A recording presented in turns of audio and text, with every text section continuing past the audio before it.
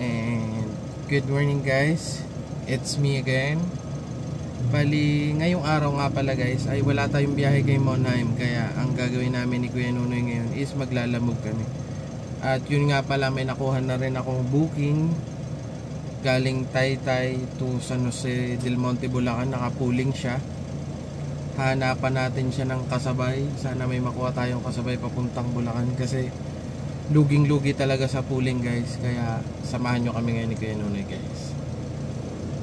Guys, yung unang booking natin kanina ay na-cancel. Buti na lang, meron ulit dumating.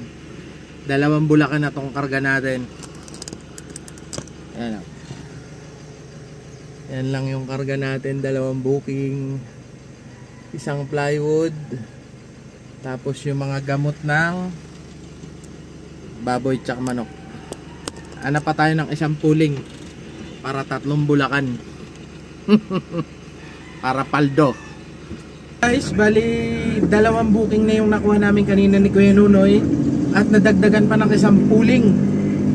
Papunta naman tong isa ng excuse me.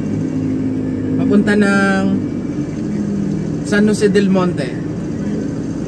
Tapos 1 Bustos, 1 San Ildefonso. Kaya goods na, 3 booking papuntang Bulacan. Yung pooling namin guys, bali yung nakuha natin sa Taytay ay mga tela ng damit. Siyam na balot ng tela ng damit. Tingnan natin mamaya pabalik ng Maynila kung may makukuha tayo sa Bulacan. Sheesh! Guys, andito na kami ngayon sa Bulacan.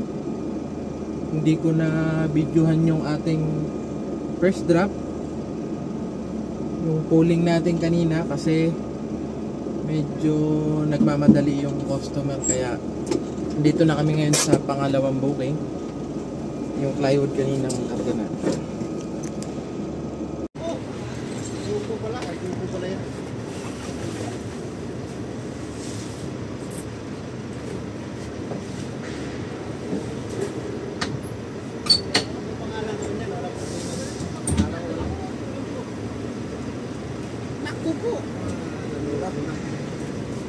Taas mo muna yung balik.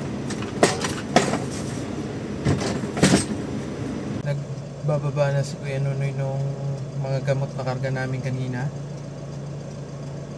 At nakakuha na rin pala tayo ng booking pabalik.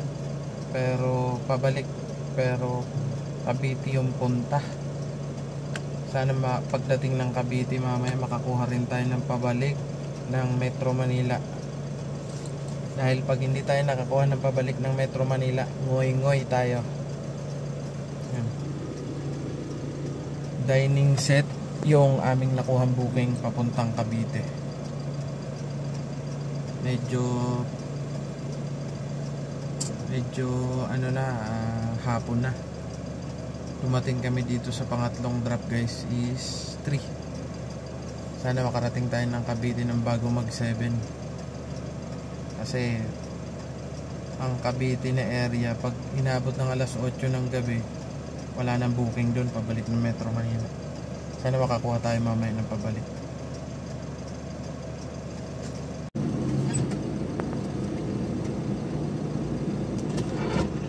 Magkano? Okay.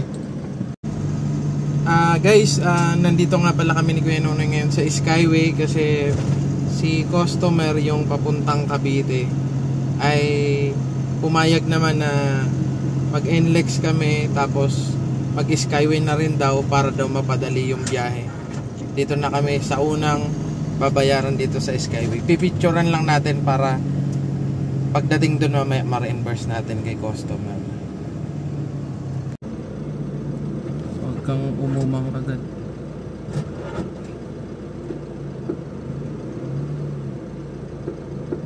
Sige. 129 yung unang toll gate natin guys sa Skyway. Guys, pa-exit na kami ngayon ng MCX dito sa Cavite. At pipicturean ulit natin yung toll. Magkano kaya ang inabot ng Skyway?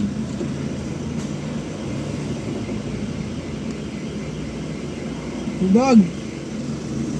340. Yan na guys, 340. Lagpas 700 yung babayaran niya sa tol.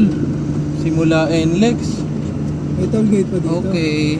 Guys, bali tapos na tayo sa pagdi-deliver sa Lalamog ngayon. Inabot na kami ng gabi dito sa Dasmariñas, Cavite. Alas 7 na ng gabi ngayon.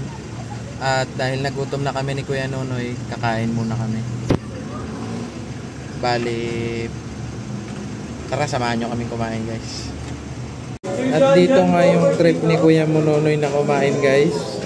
Ayan, nakikita nyo ba yung likod? Si Coco Martin. Ayan si Coco Martin.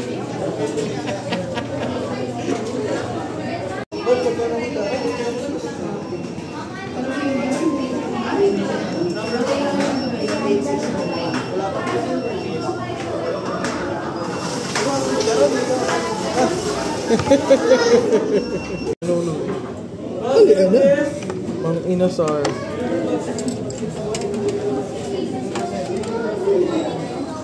Kain tayo guys. At dahil gutom na nga kami dyan guys, dahil medyo natagalan yung crew ng Mang Inasal sa pag-iihaw ng picho, umabot na ata ng mag-8 na kami dyan nakakain ni Kuya Nonoy.